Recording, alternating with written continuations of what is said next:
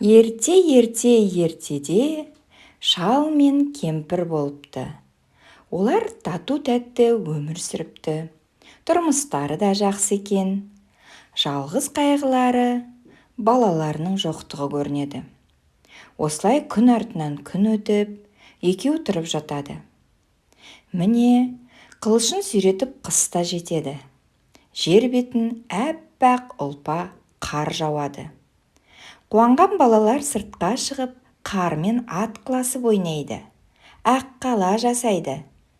Бір перзентке зар болған шал мен кемпір терезеге қарап отырып, терең ойға батады. Ұзаққа созылған осы үнсіздікті кенет шал бұзады. «Несі бар, кемпір?» дейді шал жерден жеті қоян тапқандай. «Жүр, біз де ауылға шығайық. Қардан өзімізге қыз жасап алайық». Кемпірі келсе кетеді. Екеуі жылдам киініп сыртқа шығады. Қардан өздеріне қыз жасауға кіріседі. Алдымен домалақтап денесін, басын жасайды. Содан кейін қолдарын, аяқтарын қалайды. Мынау мұрны, көздері, аузы, иегін келтіруді де ұмытпайды. Әне-міне дегенше қар қызы пайда болады. Шал мен кемпір өздері жасаған ақшақарға қызыға қарайды. Міне ғажап, кенет қар қыздың еріндері қызыл шырайлана бастады. Сиқырлы күштің әсерінен өне бойына жан біткен ақшақар көзін ашып, жан жағына күлімсірей қарады. Шал мен кемпірдің қуаныштарында шек жоқ.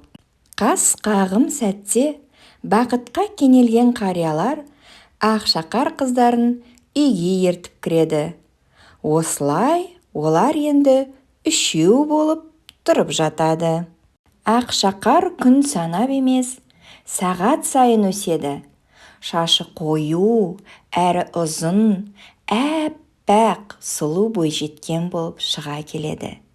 Өзі өте ақылды және пысық. Қолынан келмейтіні жоқ. Шал мен кемпірдің қолғанаты.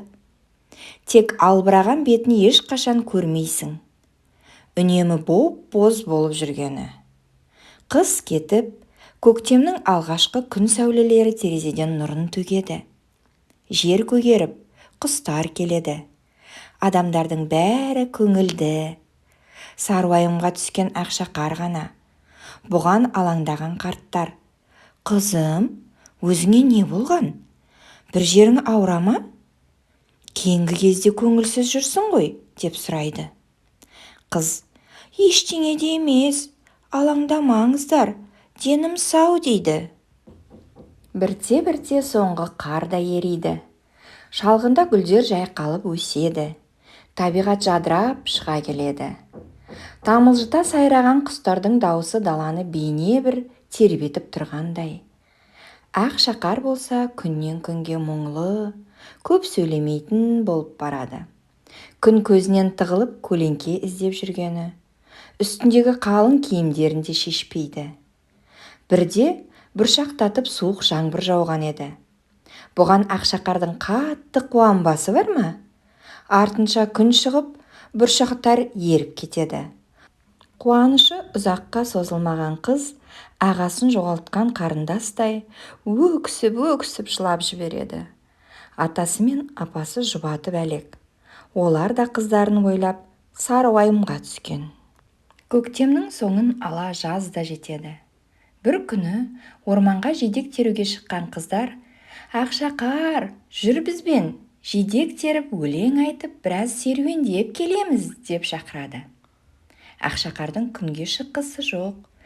Бірақ апасы: «Бара ғой қызым, бар, достарыңмен бірге болсаң көңілің көтерілер» деп көндіреді. Қыздар өлең айтып орманға тез жетті. Жидек, гүл теріп мәз-майрам болды.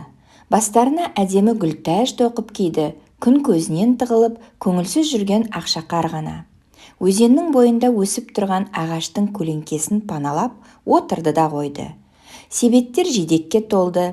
Күн ұясына батар уақыт таяп қалды. Қыздар қураған ағаштарды алаңқайға жинап от жақты.